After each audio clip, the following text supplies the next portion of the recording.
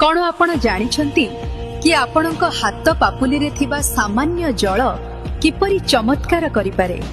ओ त्र्यंबकेश्वर महादेवंक एही गुप्त उपायटी केवल 7 दिन कले जीवनर सबु दुख हरण होइजिब। जदि कौनसी व्यक्ति लगातार 7 दिन पर्यंत निज हाथ पापुली रे अल्प जल नियंती एवं जल नेबा समय रे हाथ को सामने रे रखी कहंती, ओ त्र्यंबकेश्वर महादेव जी, हे महादेव, मो जीवनर जेते भी समस्या अछि से सब हरण करि नियंतु। हे महादेव, ए संसार मते बहुत हैरान करूछि, सब समस्या को आपणक पाखकु नै जांतु। हे महादेव, आपणक छत्र छाया मो उपरे बजाय रखंतु।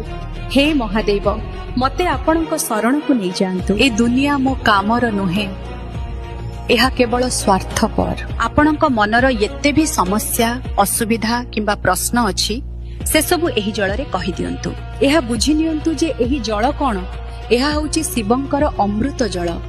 एबे आपण एही जल को पान करि नियंतु। मने रखंतु, जेउ व्यक्ति एही जल को पान करिवो सेही व्यक्तिर समस्त समस्यार समाधान होइजिबो। सेही व्यक्ति भितरे थिबा अस्थिरता शेष होइजिबो, अर्थर अभाव रहिबो नाही एवं समाजर जो निर्यातना से सहुची सेथिरो मुक्ति मिलिबो। ला व्यक्ति टिके एकाकी निश्चय होइजिबो, किंतु से जने साधारण मनीष नुहे बरं भगवानक स्वरूप होइजिबो।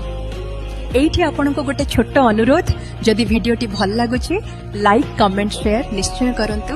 जय जगन्नाथ।